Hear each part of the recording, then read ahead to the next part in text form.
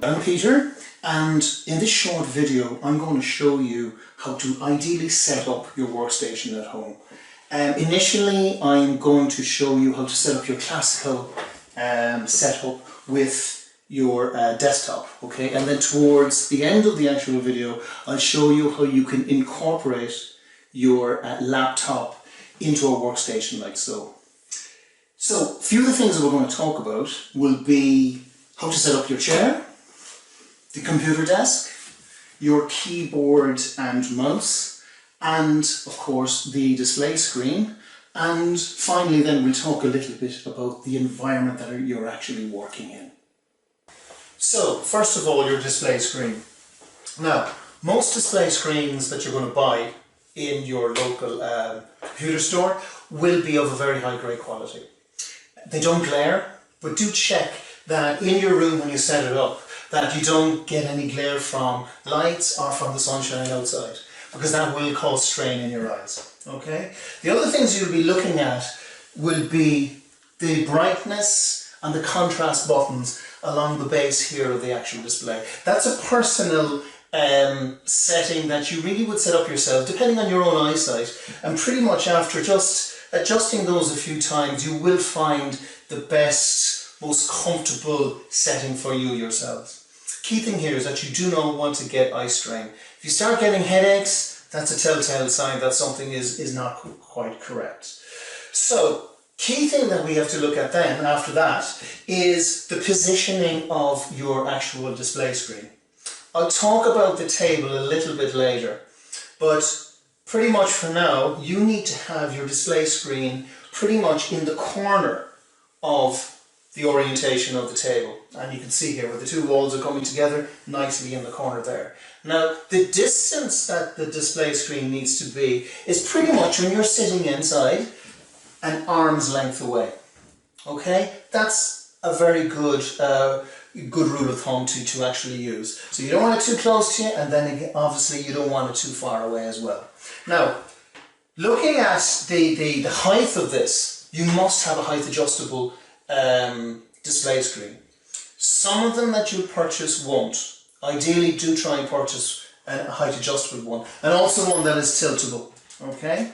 Now, if you can't purchase a height adjustable one, you're going to have to, in time now when I explain the height of the actual display screen, you will have to put an adjustment. Could be a few bucks. You can buy what we call VDU risers inside in your PC store as well, but it pretty much, you need to have this display screen where your eyesight, if you're sitting straight facing it, where your eyesight is going to be a third of the way down the actual screen. Now, if you look at me here, obviously my eyesight is hitting probably around here. It's too low. If you have a display screen too low or too high, you're going to get serious neck problems, okay? Strain throughout the day. So first thing I have to do here is actually raise the height of this.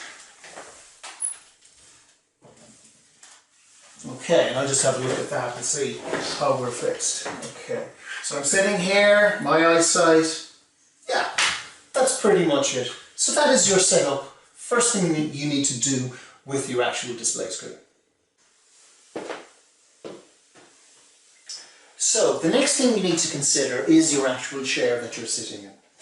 It really needs to be a computer chair. They come in different styles, etc., but they all pretty much have the same basic controls and adjustments.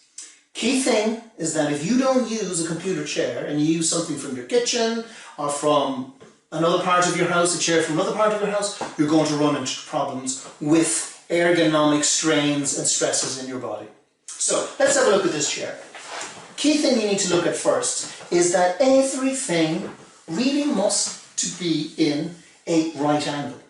So for my feet on the floor, okay, I have got my, I'm just going to adjust it there a little bit, yeah, that's better. I've got a nice right angle between my thigh and my foreleg, okay. The next thing is between my torso and my thigh, I've got a right angle as well. So that's perfect, that's what we want. We also want to sit right back into the actual seat. So you get that good lumbar support there coming from the tilt adjustment, okay? On the actual adjustments, we normally have two controls at the base underneath the actual seat. One is for height and one is for tilt adjustment. So here I am, I'm set up correctly. Now let me just show you how you could incorrectly set it up and the problems you can face with. First of all, you can have it too low. See what's happening there? I'm beginning to get a gap between my thigh and the seat, okay? My thigh now, my knees are slightly, in my case, above my actual waist, okay? That forms a problem, and we're going to start getting strains around our waist region. So that's incorrect. Conversely, if it's too high, okay, I could be faced with a problem where, you know, and in my case, okay, you can see there, I'm extending my thigh towards the floor. Okay, so I don't have a right angle here, and I certainly don't have a right angle here. Again, I'm going to start getting strains. Okay, the other problem you can have, for some people, if it's very high, okay, I don't have the problem here, but I can exaggerate it, where if my legs were dangling, that will create more strain again. And for those people that, you know, if you do set up your chair correctly and everything is at a right angle and your legs are still dangling, you need to get what's known as a good footstool, so that you can place your actual feet on the footstool and the pressure is taken off your actual your thigh and your foreleg region, because you're resting on the footstool. So that's a key thing. Now, the last bit of adjustment that you can do is the tilt. Okay, that needs to be at a right angle. Sitting at a right angle like so, I've got good support from my lumbar region. You can release it, and you know, which you can do is release it, okay, if you're chatting to someone. Someone comes into your room and you want to have a chat, no problem. Lock it out, have your chat, and it stretches out your back, no problem. But it is certainly incorrect to have it like this if you're going to go back to your computer. The worst thing you could do is do this. And off you go typing. Totally incorrect. You must, and I stress this, and this is one of the biggest problems we have with people using computer chairs, is that they don't readjust them throughout the day. Release the lock, up comes the backrest, get it to a right angle, lock it out, and now you're ready to go. This is the correct way to use your computer chair. So the next thing you need to consider is the relationship between your computer chair, your desk, and the display screen. They all must sync and work together to give you the best, you know, most comfortable seating position. So if we look at the chair first, right, you can see with this computer chair, I've got these armrests. They actually work very well if you don't have the luxury of a computer desk like I have here. So let's pretend it's a kitchen table, okay? And you got your monitor on the kitchen table, and it's got the straight edge, okay? What you will need to do is come close to the actual table, like so. Pretend this is a straight line, okay? Place your two forearms on the actual armrests. Now notice how I've got a right angle. That's what you want, okay? You don't want any of this, okay? Stretching out, okay? Putting strain here on your shoulders as you're trying to type, okay? Everything is at a very comfortable right angle.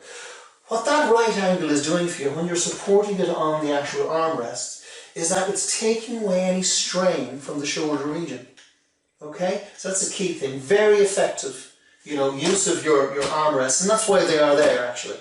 And that's why the manufacturers put them there. Okay, now in my situation, I have an actual computer desk, okay? It's nicely curved like so. So all I have to do is get this out of the equation, drop these guys, and sit right into the actual table. Now see what I'm doing? I'm placing one arm here on the curve, and my other arm on the other side of the curve. And now I'm actually at a right angle as well with my forearms. The strain is taken off my shoulders because I'm resting my forearms on the table, okay? Because I've actually done my height adjustable on my chair and I'm sitting in comfortably, I need to make a final check that A, the the monitor is about an arm's length away from me, and also my eyesight is still a third of the way down. That's one of the biggest problems we have as well with people with their workstations, is that they'll set up the monitor first, and then, which is fine, and then they'll set up their chair. And they'll get comfortable in their chair, but when the two come together, it's out of sync. So you need to do a final adjustment to make sure arm's length, height is correct, right angles in my seating position, good forearm support. Okay? And that'll bring me on to the actual other pieces of equipment that you need. So you need to have, with a desktop, an independently attached, which is height adjustable, keyboard. And also a good mouse as well. Now the thing about the actual keyboard, all the characters need to be legible. Okay? Do take time to actually clean these units from time to time, because you don't want to get them stuck, a bit grubby, bacteria getting on them, etc. So, very important. And again, everything with your forearm support, a nice typing action. Okay? So that's your keyboard, and then obviously also your mouse as well. Now, you can see this mouse, it's fairly ergonomically designed. Okay? Some people are susceptible to strain in their wrists. Their wrists aren't as strong as maybe other people can be. If that is the case, do get yourself a good mouse pad with a foam support for your wrist, okay? And likewise, if you've got the problem with typing as well, get a good foam wrist support that will go just in front of your keyboard, and that will take any strain away as well. In my case, I don't have that problem. Okay. Moving on then to the actual desk. You need to keep your desk clean and tidy, okay? You do not want to have clutter around the place, because if you've got clutter, you're going to be inclined to sit into your chair and then maybe scrunch over to one side. And look at the position I'm in here. If I had a big stack of files here, that will create a situation where my torso is a bit contorted, or I'm leaning too much on one shoulder. So again, a clear area. Now, you want to be able to get access to the different things on your table. So, if it was a pen or a paper, in this case, my phone, okay, it could be my mobile phone or my landline phone. Now, one key thing about the old landline phones, never, and I stress never, do this. Never type and stay on the phone at the same time. See what's happening in my neck? It doesn't look comfortable. This is going to cause you serious problems, okay? If you find in your work that, well, I'm sorry, I need to be on the phone and I need to type at the same time, well then you need to get a customized, well not even customized, you need to get a good headset for yourself with a mic, okay? And that will allow you to take your call, take the information and work on your computer at the same time. But please, never do this. It's a big serious problem, and you know, a lot of people around the world have got serious neck issues because they're employing that actual methodology. Okay, now let's talk a little bit about the lighting. You will get serious eye strain if you've got lights coming from behind the actual monitor facing you. It's going to glare in your eyes, and it can cause serious strain. In my situation here, I've got the light in the room here, I've got the lights behind me. That's the best methodology, okay? The other thing you got to do, if you're going to have them behind you, which is the best thing, you need to angle them so that they're not directly forming on the actual display screen, that you could get some reflective glare. That's dangerous. Even though I have said before, a lot of these modern monitors actually neglect that, okay? The other thing you need to do, you can see my window here, right? You know, during about 12 o'clock in the day, the sun does come through here. So you need to make sure that you've got a good set of blinds where you can adjust them accordingly, okay? Certainly natural light is the best thing to have, but it can be a problem. If the sun was glaring in there, it would be hitting my eyes so much here, and that will cause a problem as well with eye strain. Okay? Other things you need to be aware of, right, would be underneath your actual desk. Don't have clutter. If you've got clutter here, let's say I had a stack of files there, right, and they were knocking into my knees, and I ended up doing something like so, what's going to happen to my torso? It's going to be contorted. You must have free movement of your legs and swiveling the chair, etc., where you're not knocking into things. Because if there's a restriction, it's going to contort you. Okay? Other things you need to be aware of would be the temperature in the room. Not too cold and not too hot. Comfortable for you. Okay? If it's too cold, well, that will transfer itself into aches and pains in your body, and that compounded with maybe a slight incorrect adjustment of your setup will cause you problems. Okay? The final thing that you need to be aware of then, when you're talking about your setup of your desktop, is that you need to take eye rest breaks. Okay? What that means, under the legislation and practically, is that every hour you need to leave your computer for 5 minutes to rest your eyes. Okay? Now, that doesn't mean you go off and have a coffee every hour. Okay? I know you're at home, but that's not what we're saying. We're saying, give those eyes a rest. Go off and do something else. Okay? Maybe look at some files. Why we're saying this is that, look, if you're focusing on that screen for a long period of time, certainly over an hour, just think about it. You're using pretty much the muscles in your eyes for short sight. Okay? And if you use any muscle in the body, okay, for a long period of time, it gets strained and you need to release that. So every hour, take your break and remove yourself from the situation.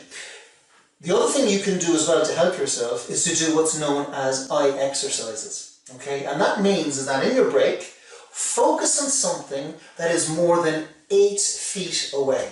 And what that naturally does is that it engages the muscles in your eye for long sight. So you're doing pretty much the other set of muscles in your eyes that, you know, that you're using the short sight for computer work. You need to exercise those long-sighted muscles as well. So that's the key thing.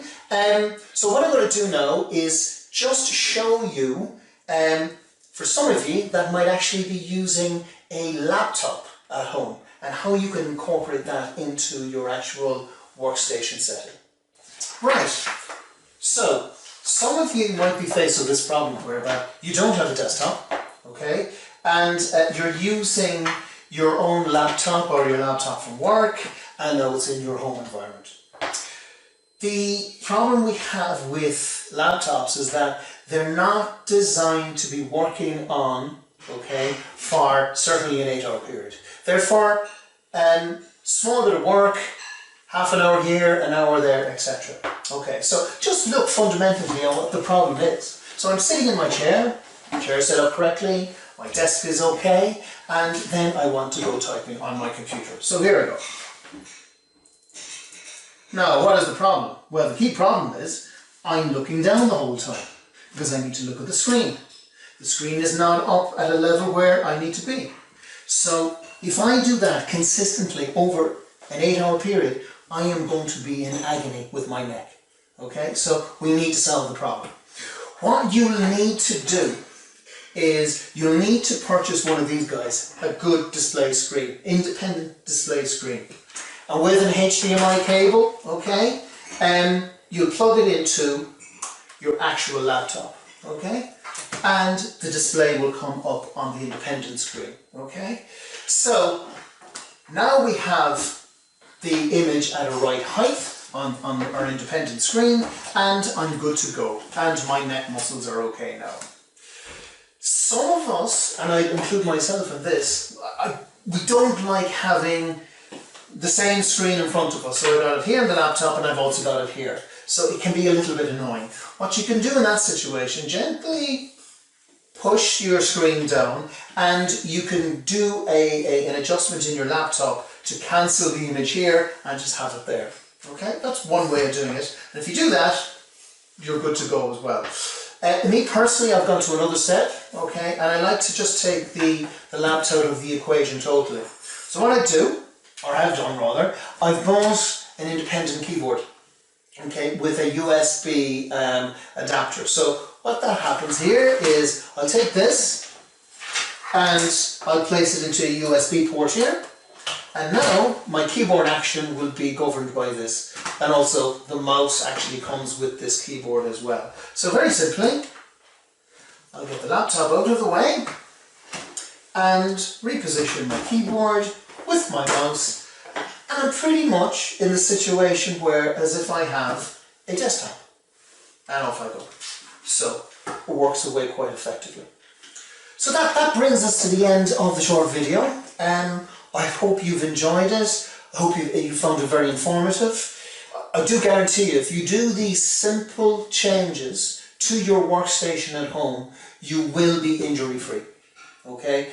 They're very slight, subtle adjustments you can do on your setup, but it will make the world of difference. So keep yourself safe.